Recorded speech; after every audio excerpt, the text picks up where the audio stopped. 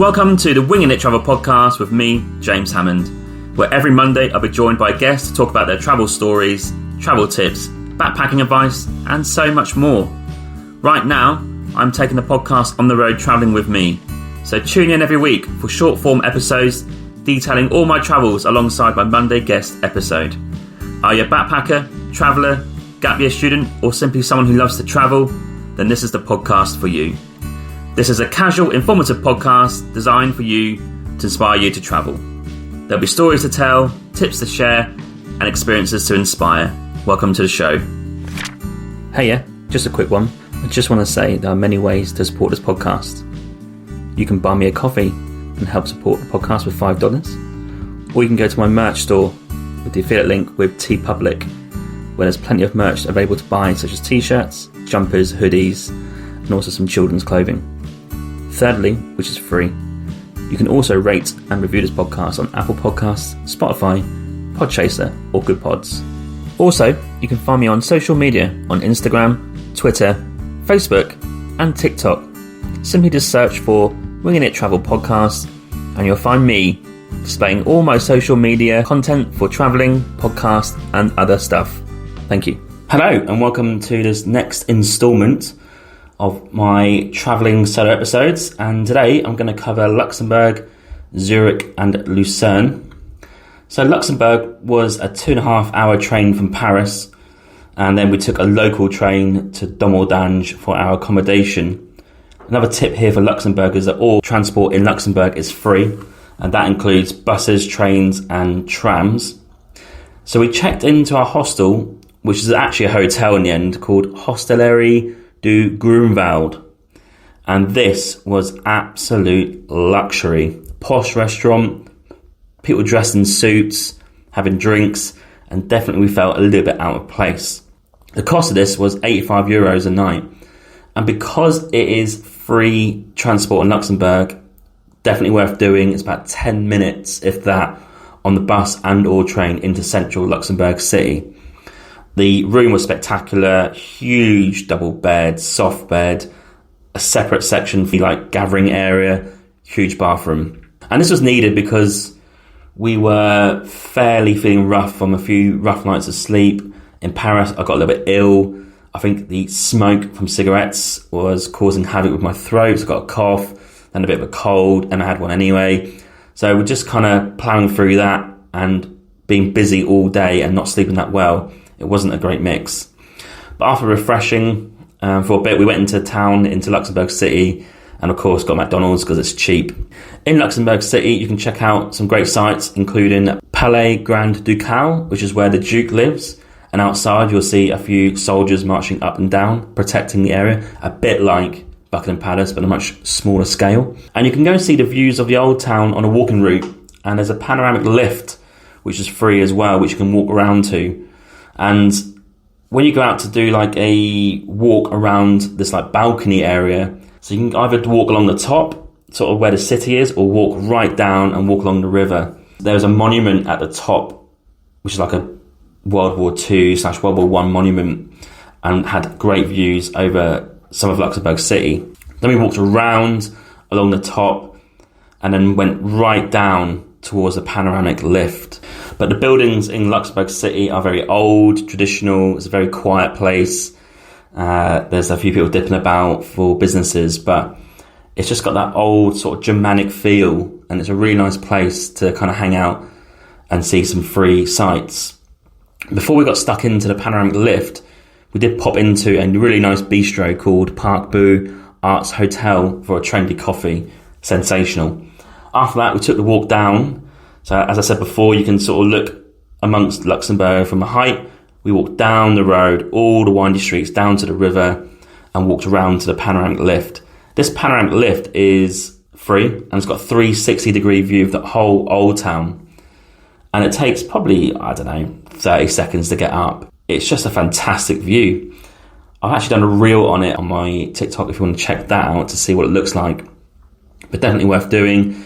It's mentioned on one of the things to do in Luxembourg City. Would highly recommend it. After all that, we both haven't slept well, I said that, for a few nights, so we went for a quiet one, bought some cheese and some bread, and had that for dinner. Day 2, we're up early and we're going to go to a place in Luxembourg. So bear in mind, Luxembourg is a country. Luxembourg City is the tiny city itself. There's a place up north of the country called Vianden, which has a castle. And it's a real old castle which you can go in and have a visit and have a look. And also it's got some great views of the old town in Vianden. First of all, breakfast was at a local patisserie called Boulangerie Patisserie Marquis Joachim. In Luxembourg, there's quite a few Portuguese hanging about. I think it's got the 4th biggest concentration of Portuguese people in the world. But we had a coffee and a croissant for €4 each. Dream. The journey on the train, which is free, to Vianden took an hour and a half. And you have to get off at a train stop called Dierkirch and then a bus to Vianden. Now, when you get off the train and wait for the bus on one side of the road, it will have your bus number to Vianden. Pretty simple, right? No, the bus driver decided to stop on the other side of the road, and there's like 6-7 of us that realised this, quickly ran across, and she started to drive off. We're like, well, what's going on here? You've got to wait, and she mumbled something about you need to be this side of the road, but the sign was the other side of the road. Bit of confusion. She waited for us, got us on the bus, and then she absolutely headed down the hills to Vianden. Once you arrive in Vianden, this is like mid-15th century German town. Old buildings, cobbled streets. It really is like going back in time. Before we headed to the castle, we popped into the coffee place called La Poste, which was another Portuguese-run cafe. I had a coffee, which is quite strong, to fuel us up before we headed to the castle. We walked back up the hill, up the cobbled streets. The coffee was needed because it's a bit of a trek up there, especially if you come down from the bottom of the town all the way up. That's a bit of a hike. I'm not sure you can get a bus up there, so you have to walk that up. But the coffee was strong, so it got me through it. And we got to the castle to buy a ticket and an audio guide. The ticket was €10 each, and the audio guide was 2. So we had one between us.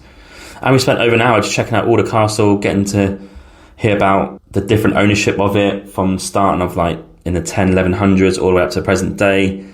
And also there's some fantastic views at the top that are worth getting, especially of the old town. After that, we popped back down to the main part of the town, which we haven't been to yet, where the river is, had lunch on a bench by the water, and it's real serene. Just a real quiet place along the river, and you've got the views of the old town, and the castle on top of the hill is actually pretty cool. I thoroughly enjoyed that, albeit slightly cold. Back to the hotel, and unfortunately we timed it with school kids leaving school. And as we got back to the hotel, we grabbed our stuff and then headed to Emma's friends, who lived in Bertrange, which is one of the most affluent areas of Luxembourg and one of the most expensive. And it's just about a 10-minute train from Luxembourg City. So we got into Luxembourg City and changed trains and got over there.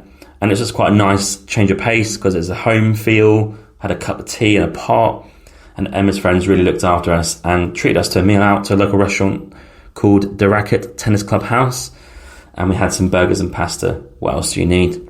After thanking Helena and Chris for their hospitality, we had an early night, popped out next morning to get some shopping from a local supermarket and had a continental breakfast, which they provided. Breads, sweets, cereal, the whole lot, fruit. Really enjoyed it. Next on this day is travelling to Zurich. And it would take 4 trains to get to Zurich. A long day.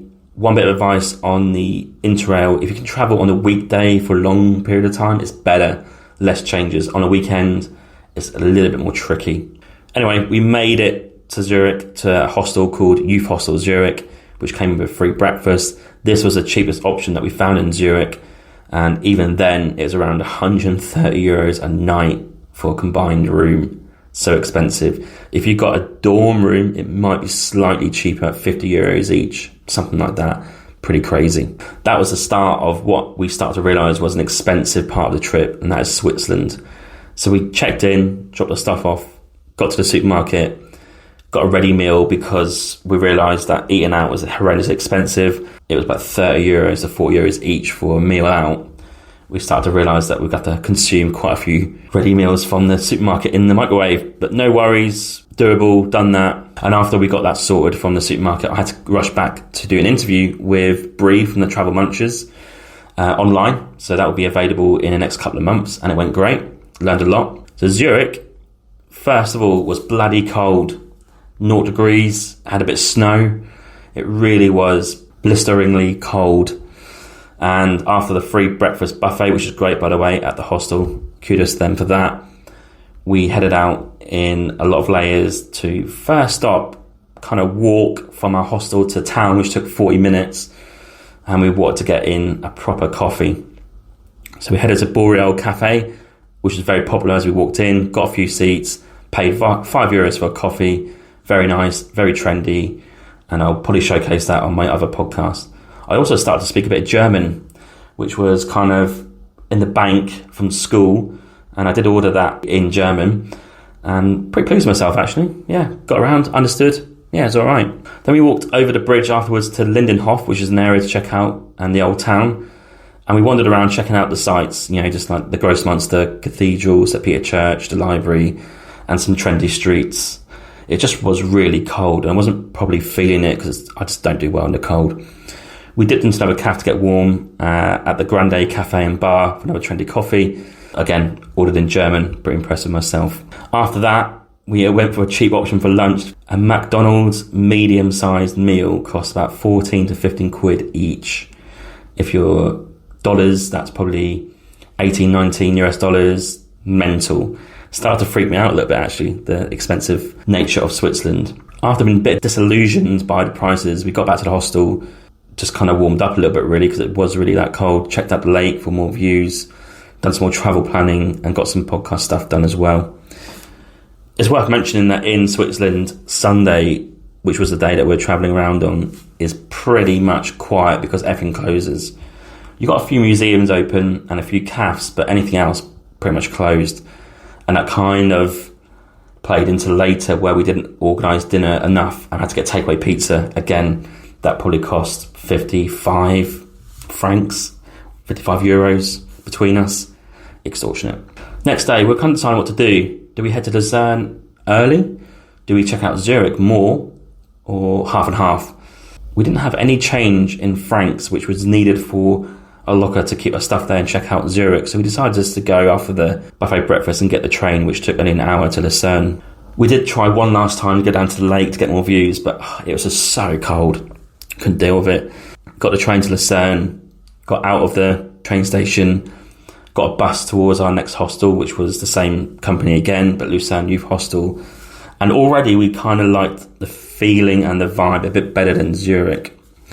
If you're going to get a bus in Lucerne, you can get a short trip, which is 5 stops or less for €2.50.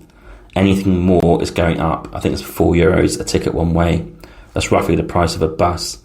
But when you check into the hostel at Lucerne, they give you a free bus pass. Then make sure you ask for it because they don't actually promote it that well. But annoyingly, before that, we couldn't check in early, so we had to go and get some change. So I got some money out, went to this hospital near the hostel, found an ATM, bought some chocolate, got some change. We popped our bags in to the hostel lockers for the afternoon and went back out into Lucerne. At this point, we didn't have a bus pass. Got back into town and we thought we'd go for a coffee and a soup at Heine, I think it's pronounced, and it was bloody good. The classic German soup and bread, brilliant.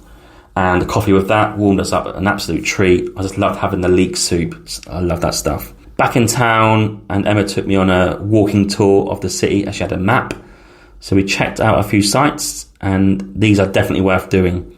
Kappelbrook, which is a 1300s century bridge with a grand stone water tower, which apparently is one of the most photographed things in Switzerland, believe it or not. You can walk across the bridge, across the river. Well worth doing, very old, bit of history there for you. We then checked out the old church called, and excuse my German, Jesustunkirche. Crikey.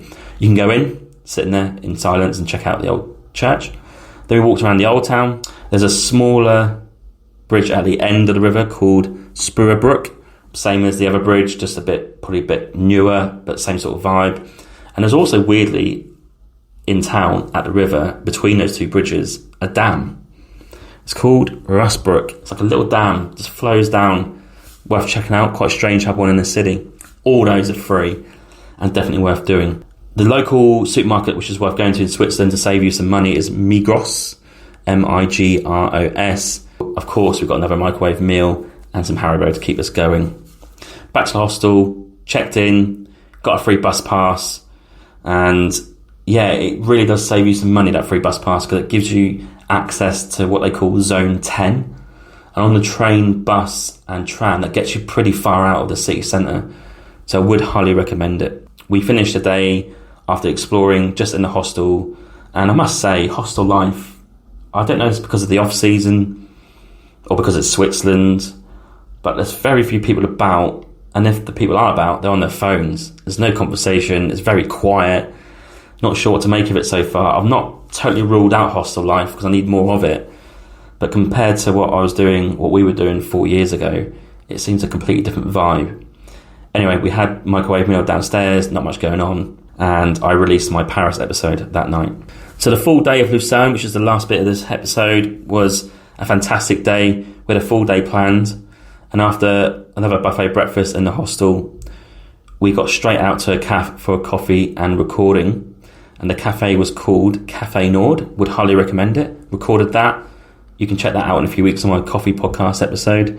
And that was kind of a Nordic/Swedish feel to this cafe. And the server offered me an English breakfast. Now, am I that obvious that I'm English and want an English breakfast? Declined the offer, appreciated it.